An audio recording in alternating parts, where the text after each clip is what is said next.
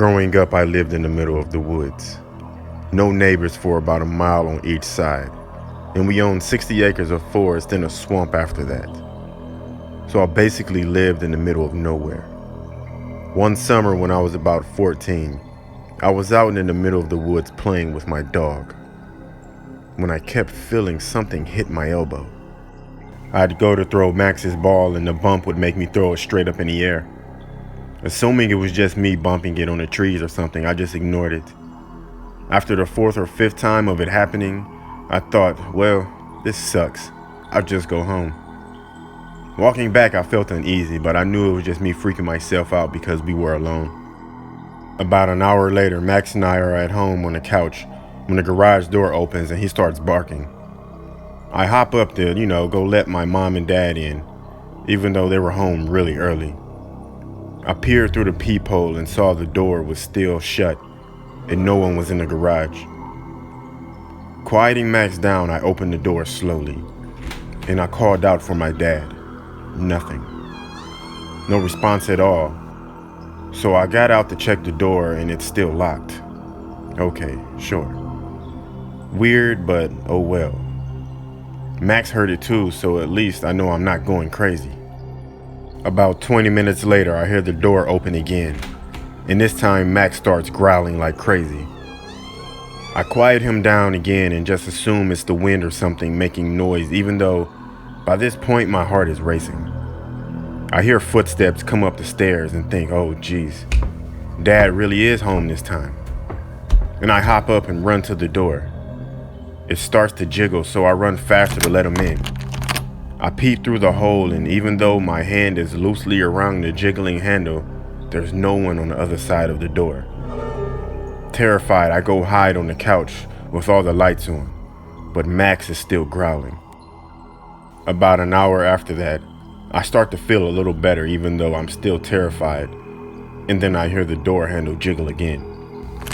This time it was Max jiggling it. He needed to go outside, and the only way outside is through the garage. Fantastic. I literally sprint with him to the kennel, and as I'm standing in there, I decide to ask this thing questions to make myself feel better because I knew it wouldn't answer me. Thinking about what to ask, my eyes are drawn to the huge, heavy oak door on the kennel.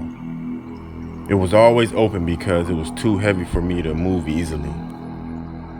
So I said out loud, "Okay, Ghost, if you're really here, shut this heavy door."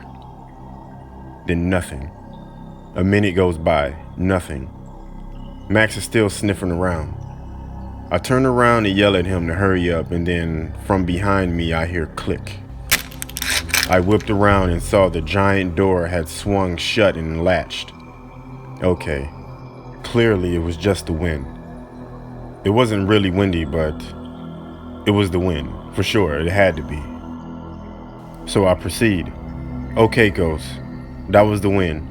If you're really real, you'll open the massive door back up." Then nothing. I relax a bit and then squat down with my head on my knees, reminiscing about how lame I just was being scared when I hear click, clack. The door was now wide open. Max was done, so we booked it back into the house, locking every door in the house. For the next 4 hours, I would hear the footsteps on the stairs and the door handle jiggling every few minutes, until finally, around 11 p.m. my dad walks and yells at me for wasting electricity. I never told him or my mom about it until about 4 months later, when my dad came in from hunting after dark. He looked shaken, and I asked him what was wrong. He said he aimed at 2 deer but missed both completely because it felt as if something was hitting his elbow and making him shoot way above the deer. That's when I told him everything.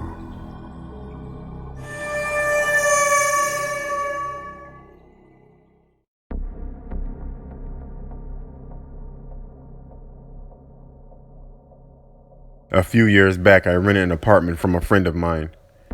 He had recently bought it and I had completely renovated it. He had put it up for sale but couldn't find a buyer, so I offered to rent it in the meantime. After moving in, I realized there was something wrong with the lady next door. She was about 45 but looked a lot older. She would sit up all night listening to Christian radio shows and talking loudly to someone. It got to the point where I couldn't sleep, so I went over to her place and I asked her to keep it down.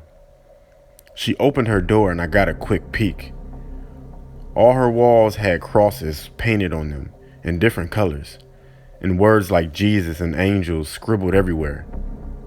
The windows were painted black, letting no light in at all.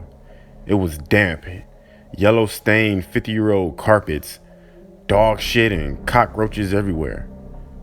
But no dog, though. I asked her to please keep it down, but she just looked at me and shut the door. Then she turned up the radio even louder. The next night, I had my girlfriend staying over. I wake up in the middle of the night and I see a shadow of a person next to the bed looking at us sleeping. I think I'm hallucinating, as I usually do in the dark when I'm sleepy. But then the shadow started talking. It's my neighbor, and she's holding something in her hand. She broke in during the night, and who knows how long she stood there. She tells me that I should lock my door at night. The next morning, I hear someone making strange noises below my bedroom window. It's my neighbor talking to herself in tongue. She has a plastic bag in her hand with her rotting dead dog inside. It's hot as hell outside and I can smell the death from the bag. At this point, I'm scared, and she's obviously very insane. I go upstairs and I knock on another person's door and ask what the hell is going on. The guy is as scared as me. Apparently she broke into his apartment one evening as well while he was watching TV with his kids. He got up from the couch to go get a snack only to find her behind the couch staring at him, just holding a power drill. Now I know what was in her hand. At this stage, I'm basically just crapping myself. I call the cops and they all know about her. Apparently she is a violent schizo and she hasn't taken her meds. But they can't force her or enter her apartment without her permission because she owns it. The only thing they can do is get her when she goes outside. I sit up for the next 2 days waiting for her to run out of cigarettes. When I hear her leave at 2 a.m. to go across the road to the 7-Eleven, I call the cops. They have 3 cars and a special van over in less than 2 minutes. They restrain her and throw her in the van and drive off to some institution in less than a minute, and it's like she was never there. I never seen her again, but I still have nightmares about her looking at me when I'm asleep.